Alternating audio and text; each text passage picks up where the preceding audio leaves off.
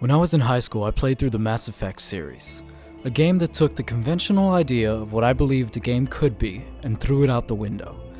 Mass Effect was, in its purest form, a space opera, a unique experience with a compelling narrative and even more compelling characters that was able to do what I search for games to do, transport me into a different reality. Mass Effect allowed me to explore the galaxy, fight against senseless extermination, and even fall in love and break a few hearts along the way. The first two games were a shining example of what a game could aspire towards. They weren't solely focused on turning a profit. BioWare was creating their idea of a space opera video game, and were simply hoping that you would agree with them on what the final product would be. These games weren't perfect by any means, but their imperfections weren't based on corporate greed or questionable business decisions. Instead, their imperfections came from genuine, forgivable missteps. Missteps that were human.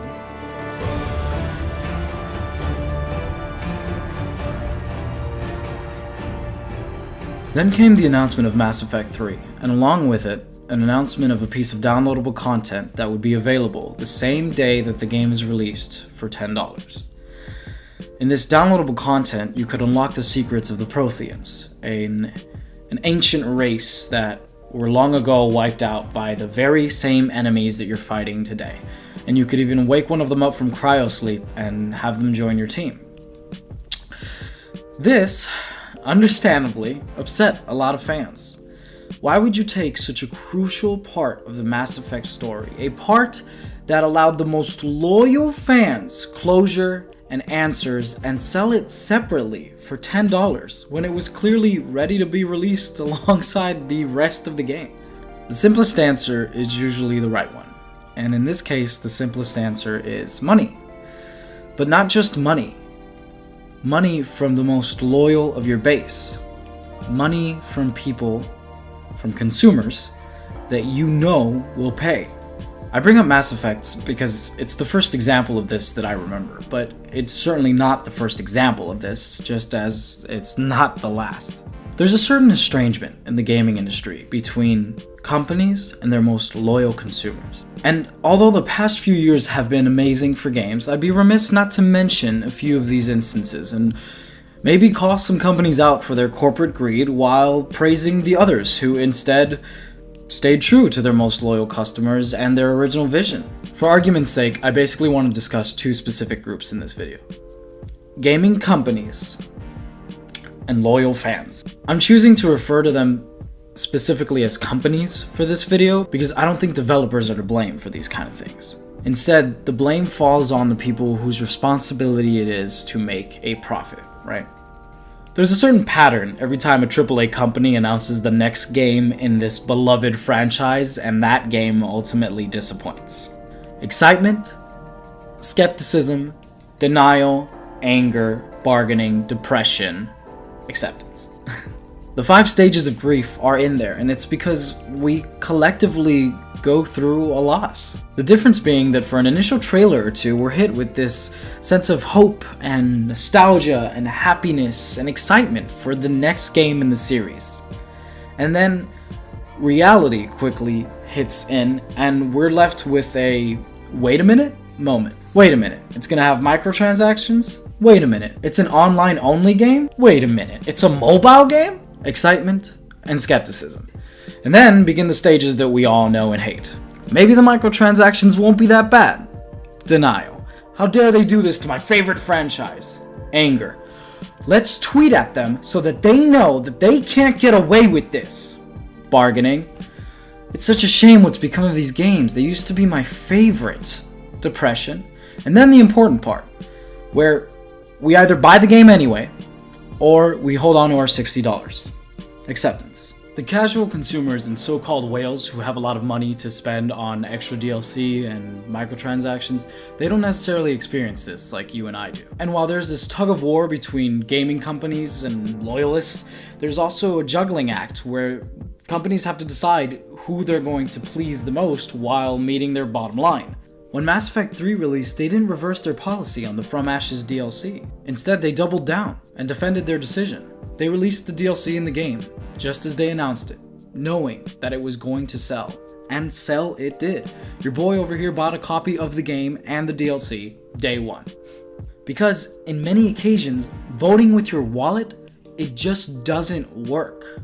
The consumer gets screwed over more than the company because your missing dollar isn't going to hurt them in the sea of whale revenue. So you're left in the middle, either giving them your money anyway, or holding on to your money but missing out while they get away with it. And it hurts. It hurts because you've been supporting and defending this franchise from the very beginning with your hard-earned money.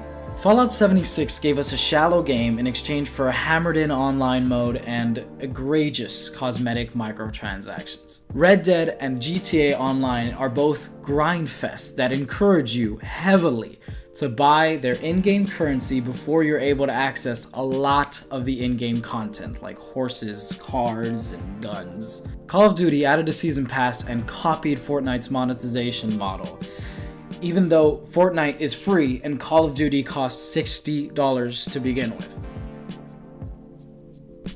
FIFA's Ultimate Team is ridiculous, and I wake up every day thanking God that I've never played the Diablo series or World of Warcraft, because this entire video would have just been about Blizzard.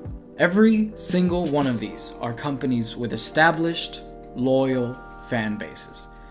Consumers who have trusted them, and in many occasions bought their games anyway. And while Fallout 76 got reviewed fairly accurately for its gameplay innovations and egregious microtransactions, Call of Duty didn't add microtransactions until about a month after release. Red Dead Online didn't add its online mode until about 2 months after release. Both of these games avoided heavy criticism until they had their money and an established user base. And even Fallout 76 was able to avoid a wave of bad reviews because they didn't send out review copies. Now, it's easy to lose sight of the positive side of loyalty and communication, right? But there are a lot of companies that deserve praise for reversing bad decisions and sticking by their consumers. Rainbow Six Siege was going to change their game and censor it everywhere in order to be able to release in one specific region, China. But after community outcry, they reversed that decision. Battlefield 5 changed its time to kill for all their weapons, making it much easier for casual players and leaving experienced players effectively in the dust. But after outcry on forums and on Reddit, they changed their decision. They reversed the TTK and added a way for casual players to get better at the game, pleasing both parties. And some of those aforementioned games still have time to have their redemption. Fallout 76 can become an incredible online Fallout experience with time and support. And Red Dead can be a really cool online cowboy game as long as they're honest and fair with their monetization. Will either of those two things happen? I don't know. And frankly, most of those reversed decisions come only after a lot of scrutiny and public outcry. But other games are just lost as genuine products, because they double down on gouging their consumers, knowing that that pattern that we talked about, it repeats, and they have another chance to get your money next year.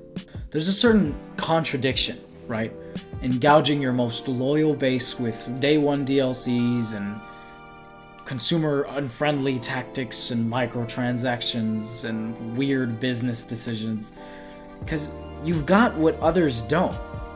You've got an established user base.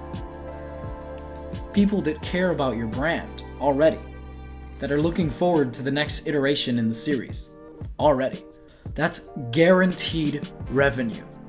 You're going to make a profit just by providing the next product in the series that holds true to its previous values. And there are plenty of gaming companies and developers who do just that. Provide a product that is true to the brand, furthers the medium, and adds value to the money that you're getting from your consumers without compromising the integrity of the business. Many of those even go on to sell millions of units and win Game of the Year awards. Gaming companies don't add microtransactions because their $60 game isn't going to make enough money. They add it because that guaranteed money coming from the base game isn't enough. It's greed. I mean, come on, a single paint job, for your power armor in Fallout 76 costs as much real-life dollars as The Witcher 3's entire expansion, Blood Money. That's greed. It's greed. And I'm a loyal Fallout fan. Anyway, thanks for listening to my rant, and I'll catch you next time.